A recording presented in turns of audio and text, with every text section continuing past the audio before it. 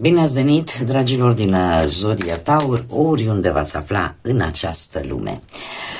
Ca de fiecare dată sunt încântată să fim din nou împreună la o nouă lectură pentru ultima perioadă a lunii martie, mai precis perioada cuprinsă între 23 și 31 martie. Așa că, dragilor, toți cei care aveți nu doar soarele, ci și luna, Venus sau ascendentul în Zodia Taur, această lectură este de asemenea și pentru voi. Cu precizarea, desigur, de a nu uita totuși că este o lectură generală pentru un colectiv mai larg, așa că vă rog să luați doar ceea ce va rezona cu voi. Înainte de a începe lectura, vreau să vă mulțumesc din suflet tuturor celor care sunteți în permanență aici, care mă susțineți prin fiecare comentariu, fiecare gest de apreciere și fiecare gând bun care vine din partea voastră, așa că mii de mulțumiri. Și dacă sunteți aici pentru prima dată, vă urez bun venit și dacă la finalul lecturii simțiți că mesajele v-au adus un pic de claritate, un pic de ghidare sau poate chiar o liniște interioară, eu vă invit cu mare drag să vă abonați și, desigur, să susțineți acest canal printr-un simplu like. Ambele sunt gratuite, așa că singurul lucru necesar este decât dorința și voința fiecăruia dintre voi. Desigur, puteți completa această lectură cu vizionarea celorlalte zodii care pentru unii dintre voi pot reprezenta, nu știu, ascendentul, luna sau Venus și în așa fel încât să obțineți cât mai multe informații. Haideți să vedem care este situația actuală sau care sunt energiile în acest moment pentru voi, dragilor din Taur. Ce este important de știut pentru dragii mei din Taur în săptămâna 23-31 martie?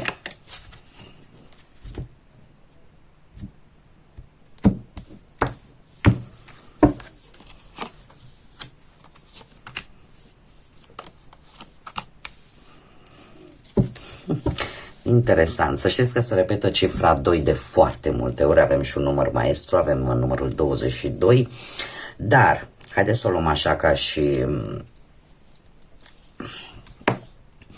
pe parte numerologică. 2-ul ne vorbește foarte mult de o cooperare, un echilibru. Sunteți mult mai sensibili și cred eu că veți aborda situațiile, problemele cu mult mai calm, mult mai diplomați, mult mai receptivi și lucrul ăsta o să vă faciliteze foarte mult colaborările cu ceilalți, relațiile cu ceilalți.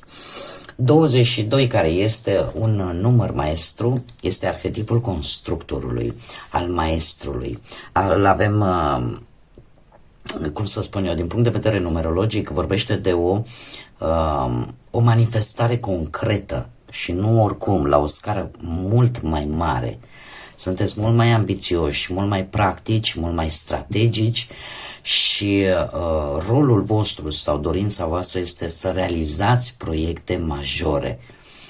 Da? Să realizați proiecte majore pe termen lung, prin colaborări, prin, de ce nu, înțelegerea celorlalți din jurul vostru și, în general, așa aș spune că vreți să vă organizați mult mai strategic, mult mai practic și pe termen lung. Acum, trecând la cărțile noastre, avem pacea, avem o energie masculină și avem și planul. Dragii mei, dragi, se pare că există o stare de liniște, există o stare de calm, de armonie, aș spune, influențată sau nu, poate de o energie masculină. Dar în același timp, aveți un proiect nou, vreți să faceți o negociere, vreți să semnați ceva în mare parte pentru unii dintre voi la nivel imobiliar, legat de un cămin, un teren, o locuință, o proprietate. Haideți să vedem ce ne spune și tarotul, ca să intrăm în profunzime și să vedem ce vine pentru voi, dragilor din Taur, în săptămâna 23-31 martie.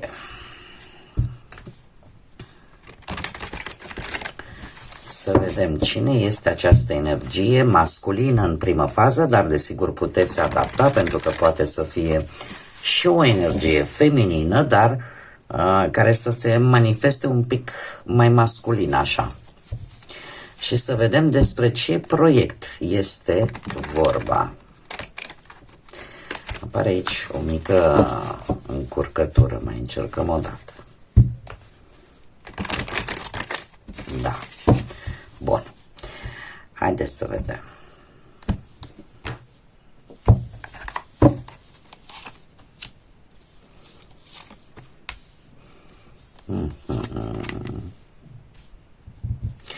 Și să vedem care este surpriza săptămânii.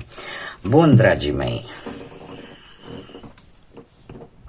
Dragilor, se pare că voi ori sunteți într-un curs, poate într-o perioadă de studiu legat de o evoluție pozitivă, dacă vorbim pe partea asta a muncii. Pentru că vreți să faceți ceva și posibil chiar să începeți un curs, posibil să vreți să construiți ceva stabil, sunteți dispuși să învățați, să munciți. Poate că pe lângă un curs, nu știu, poate unii fac o specializare. De ce? Pentru că e posibil să fi primit și o șansă, o oportunitate de muncă nouă. Alții pot începe un proiect nou care vouă să vă aducă acea stabilitate, acea liniște, acea pace interioară. Este ceva probabil de viitor sau pur și simplu vă hotărâți să învățați o anumită meserie. Ce este foarte interesant, faptul că avem acest 2 de monede alături de această energie masculină. Doiul de monede, pe partea asta muncii, l-aș vedea ca o situație în care voi trebuie să alegeți între două opțiuni legate de muncă. Că sunt două proiecte, că sunt două oferte de job, că sunt două colaborări, că sunt două proiecte simultan în același moment. Cumva încercați să vă gândiți ce te poate ajuta să evoluezi, ce poate să-ți aducă stabilitate dintre cele două și apare această influență masculină în principal. Dar cum am mai spus, putem vorbi și de influența unei femei cu o atitudine mai masculină. Ce este foarte interesant, faptul că avem un zodia Capricorn, aici puteți fi foarte bine voi, pentru că reprezintă zodiile de pământ, unde voi vă încadrați, dar este, dacă vorbim de o casă sau dacă vorbim de un anumit proiect, fiți atenți la litera mică.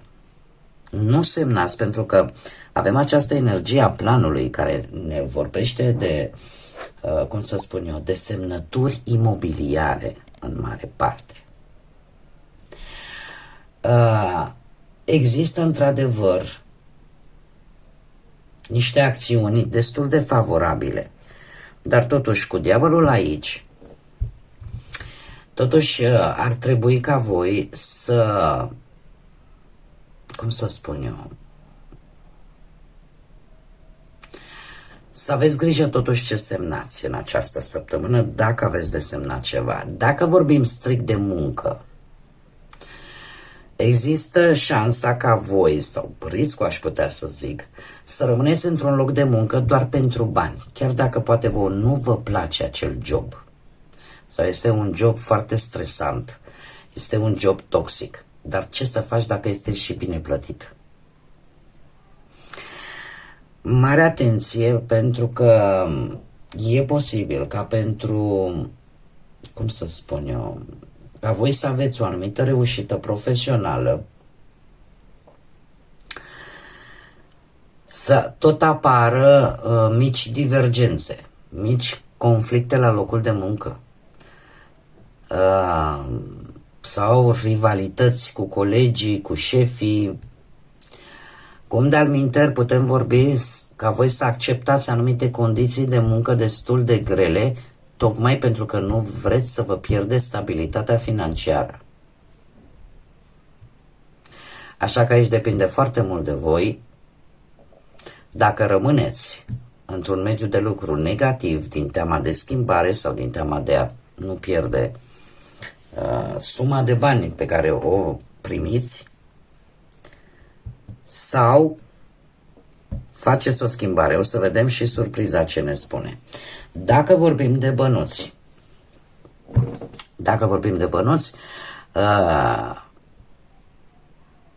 își poate face apariția un început. E ceva mic, e o șansă mică care poate să-ți crească, e adevărat, nu în cantități mari sau cel puțin nu imediat, dar care are potențial de creștere. Că e o idee de afaceri, că e un job nou sau că e o investiție mică sau pur și simplu vă vine ideea, gata, economisesc. Și începeți să puneți niște bani deoparte. Pentru asta voi liniștiți. Doiul de monede vine desigur și cu un moment în această săptămână de analiză. O analiză, ia să văd ce bani am, ce câștiguri am. Pentru că gestionarea asta a bugetului sau dorința asta de a gestiona mai bine bugetul vine ori în urma unei influențe masculine, ori această energie masculină este una din priorități. Pentru că aici mi-apar totuși două priorități la care voi trebuie să vă gândiți din punct de vedere financiar. Una dintre ele este această energie masculină, care, așa cum am mai spus, poate să fie și o femeie, poate să fie cineva feminin, dar energia asta masculină să iasă un pic mai mult la suprafață. De asemenea, aș mai spune că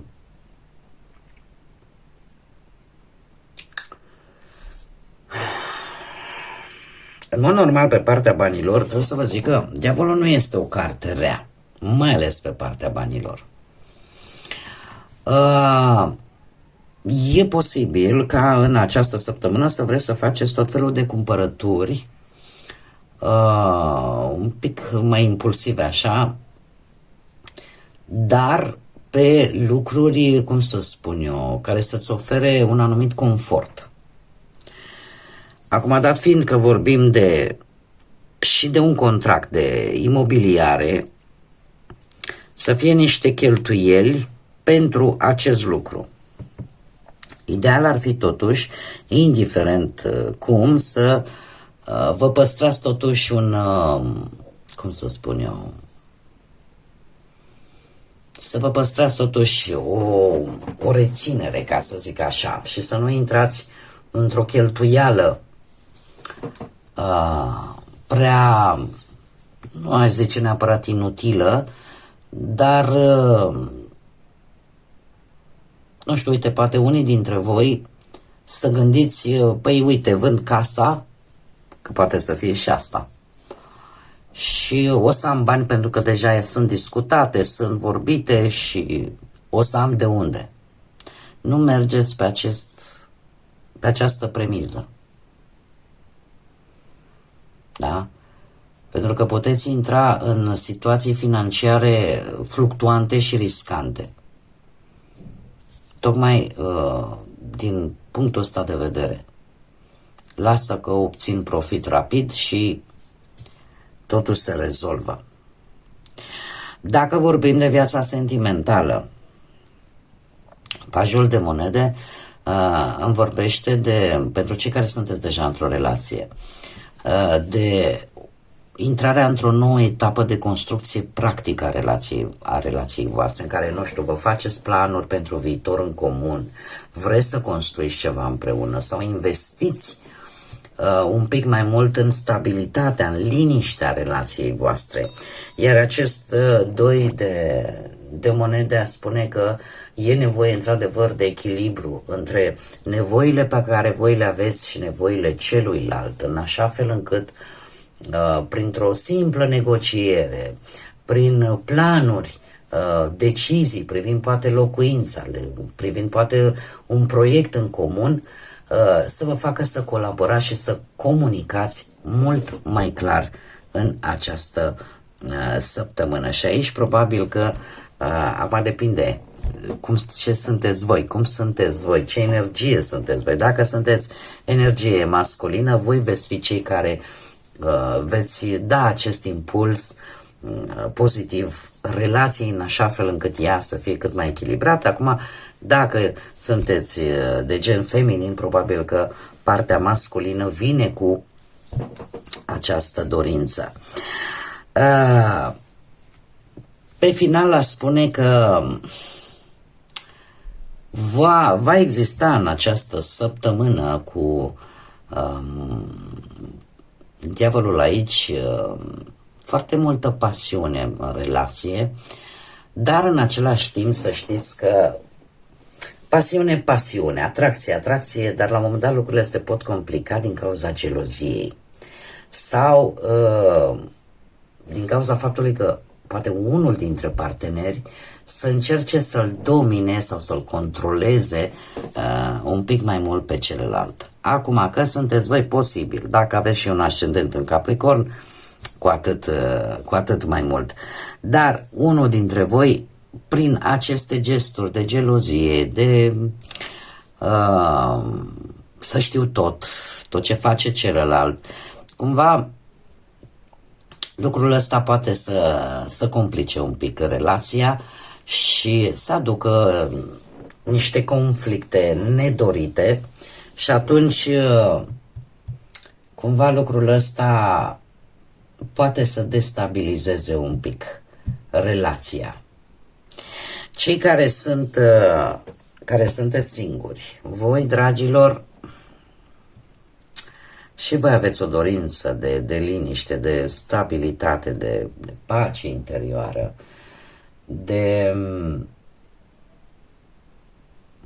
ați avut o perioadă în care parcă n-a apărut nimic la orizont, ca să zic așa, iar paja asta de monede îmi spune că e posibil o persoană nouă.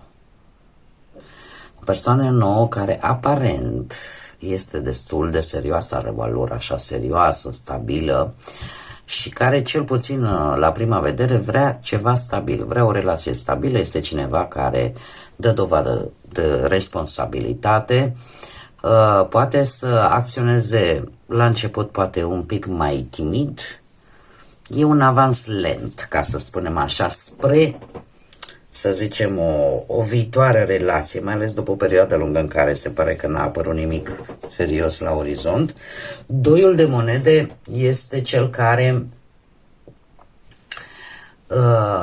știi cum e, că dacă până acum n-a apărut nimic, acum hai să vedem ce faci cu două persoane, două șanse, două oportunități de relații. Una dintre ele cu siguranță vine prin intermediul unor prietenii sau a unor persoane comune care să vă înlesnească, ca să spunem așa, posibilitatea întâlnirii cu această energie. Dacă vorbim de o femeie, poate să iasă în evidență caracterul său un pic mai masculin. Dacă vorbim de o energie masculină, este pur și simplu o energie masculină. Ce este foarte interesant și la voi, dragilor, cei care sunteți singurei, cu diavolul aici, posibil într-adevăr să aibă legătură poate și cu zodia Capricorn, dar voi puteți fi atrași în această săptămână de relații intense. De ce spun acest lucru? Totuși aveți grijă că una din aceste energii este destul de complicată, e destul de misterioasă, să spunem așa, sau mai greu de înțeles. Și ori caută pur și simplu o plăcere rapidă, fără implicare emoțională reală, ori voi, dacă aveți și un ascendent în Capricorn, posibil să căutați în acest moment, să fiți tentați, ca să spun așa, să fiți atrași de acele relații unde atracția este mai mult chimică, sau să fiți tentați să intrați într-o aparentă relație cu persoane care au ceva complicații în viețile lor private. Și tocmai de aici să apară și acest mister și această stare de parcă e greu de înțeles. Asta vă poate duce, deci una din aceste două persoane au aceste caracteristici. Care este, și asta vă poate împiedica să ajungeți la ceea ce voi v-ați fi dorit cu adevărat, la planul vostru inițial, acela de a găsi pe cineva cu care voi să construiți o relație, o bază stabilă pentru viitor. Haideți să vedem care este surpriza săptămânii pentru voi. Un 10 de monede. Un 10 de monede, să știți, dragilor, că dacă vorbim de partea muncii, se pare că voi veți atinge în sfârșit un nivel stabil. Pe partea profesională vine un rezultat al unei munci pe care voi ați depus-o de o perioadă lungă de timp. Orică veți reuși, poate să obțineți un loc de muncă stabil, orică veți reuși să faceți o afacere care să vă ofere siguranță, orică veți reuși, poate să aveți o poziție solidă într-o companie mare, de ce nu? Dacă vorbim de bani, există, cum să spun eu, orică veți obține o resursă prin intermediul unor proprietăți sau unor bunuri stabile din punct de vedere economic, care să susțină poate nu numai pe voi, poate întreaga familie. Da? Putem vorbi de o moștenire, putem vorbi de un sprijin bănesc din partea familiei. Dacă vorbim de dragoste, pentru cei care sunteți într-o relație, se pare că totuși relația își va căpăta stabilitatea și asta pe o lungă perioadă de timp. Iar unii dintre voi, chiar aș putea să spun că dacă n-ați oficializat-o până acum, se pare că apar și aceste planuri de oficiere a relației. De ce? Pentru că există valori comune și există siguranță. Cum, de asemenea, cei singuri, dorința voastră de a avea o relație stabilă, de a avea o relație serioasă, fără aventuri, efectiv este mult mai puternică, pentru că voi chiar vreți să construiți o familie. Și se pare că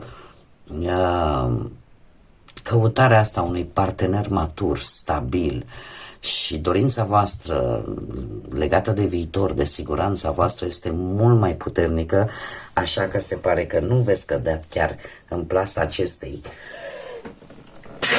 sau cel puțin a uneia din aceste două energii care se pare că e decât o aventură și cam atât. Haideți să vedem acum și ce mesaj au florile pentru voi, dragilor din Taur. Un mesaj pentru dragii mei din Taur și avem așa: primește cu brațele deschise și avem floarea de eucalipt. Te-ai rugat cerând ajutor, acum fi pregătită să-l și primești. Eucaliptul știm foarte bine că ajută foarte mult la respirație, deci se pare că în această săptămână veți avea motive să respirați ușurați și ceva pentru care voi v-ați rugat intens să ajungă în sfârșit la voi. Bun, dragii mei, cam acestea au fost mesajele pentru voi pentru această ultimă perioadă de martie. Sper din suflet că această lectură v-a adus ghidare, v-a adus claritate. Așa că vă mulțumesc că ați fost alături de mine și până la următoarea noastră revedere, nu uitați, suflete frumoase, să zburați înalt și să lăsați iubirea, credința și pacea să vă însoțească la fiecare pas.